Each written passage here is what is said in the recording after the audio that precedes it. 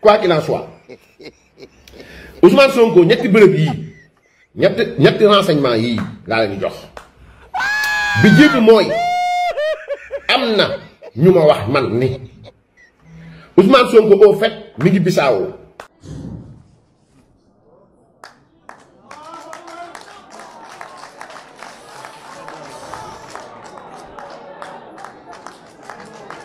xam nga nag information ngay jot da ngay recouper après nga segg mais li ma jot a jot ñii nañ ma mi ngi Bissau ci Valera pour nga dem foofu tu passes par le Cap ensuite nga dem Kagit ensuite wala nga dem ba Bujajek après tu passes les ballons pour dem fi nga xamante ni moom mooy Valera am na ñu ko wax boo ma ko tegee ne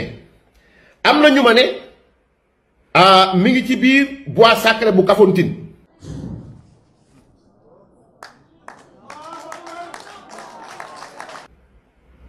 xam nga ne foofu aussi pour Ousmane Sonko dugg fa mën nañ bañ a wax bois sacré mën nañ wax ay jalan parce que xam nga ne bois sacré dafa am réalité Ousmane Sonko bila kono la wax naa ne ko fi une fois deux fois trois fois kenn initié wu ko ce qui veut dire que ni bois sacré bi tax ñu wax bois sacré moom mënu ko dem amaana mën a dem si ay jalan parce que bois sacré Kafountine boobu fa ngeen comprendre ne am na ñaari jigéen yoo xam ñoo fa nekk kenn ki mës na nekk Miss Ziguinchor je parle sous le contrôle des Ziguinchor waa keneen ki jëkkëram comptable maire bu Ziguinchor la woon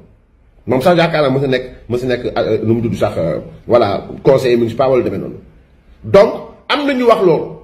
ñu tegee ko noonu am na ñu wax ni mi ngi kër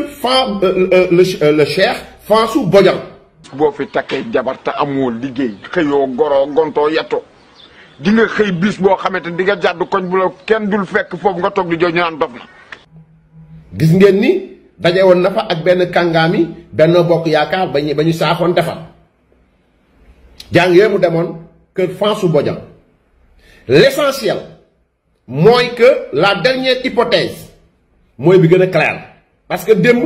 ñun yónnee nañu suñuy ndaw à 23h buntu kër Ousmane Sonko nit nekku fa.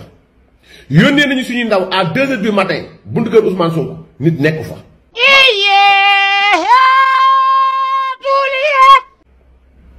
ñu rapporté ñu ne il a passé la nuit à Bignona fële ci kër Cheikh Fansou Chérif El Hadj Fansou Bodian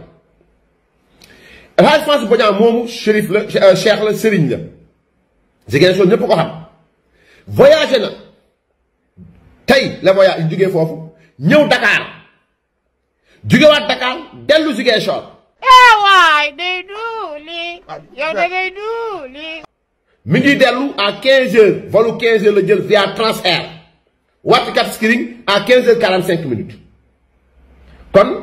la thèse selon laquelle il a passé la nuit à Bignona semble être la plus plausible quoi qu'il en soit li ma leen wax nii mooy tekki ne Ousmane Sonko day daw di nëbbatoo ko génn ka def nangam sangam. waaye yow mënoo fen rek. loolu moom leer na lan lay daw au fait ñoom peut-être ay avocat mu wax nanu nee nañu procès le 16 bi mën ta nekk ndax dañ ko war a jox convocation pour mu ñëw taxaw ci greffe bi parce que ñëpp jot nañ seen bos ndax moom jot na bosam nu mu ciy daw donc nu mu tudd sax le cheikh Fansou Bodian a été à Dakar ce matin et est rentré à 15h45 minutes billet bi dañ ko koo may xam naa ki ko may aussi xam na ne moo ko may. retour bi ale bi nag xaw ma ban moyen de locomotion la jël mais il dafa voyagé départ Ziguinchor tey ñëw am nu mu dox si ba 15h pile mu jël avion départ nu mu tudd sax Dakar jëm fi nga xam ne mooy Cap Skirring wàcc fa 15h45 donc heureusement que en recoupant nos informations aussi toujours yàlla dogal ni il a voyagé avec Chérif Boun Chamsidine Aïdara donc ñoom ñaar ñoo nekk nii il a voyagé avec Chérif Boun Chamsidine Aïdara mi ngi nii ci retour bi mi ngi noonu ngeen di gis noonu donc il a voyagé avec Chérif Boun Chamsidine Aïdara ñoom ñaar ngi noonu voilà ñoom ñoo voyagé to donc moo wax encore ne J'ai pris le vol cet après-midi avec l'imam Ratib de Bignona El Hadji François Bodian, le hakim de la région de Ziguinchor. Ensemble, on a prié pour la paix et la stabilité du Sénégal. Il m'a spécialement remercié et encouragé pour mon investissement personnel dans l'accompagnement et le développement de la donc, c'est ce leer na. Lan la wut woon nag après développement yi dina ñëw incha allahu taala donc.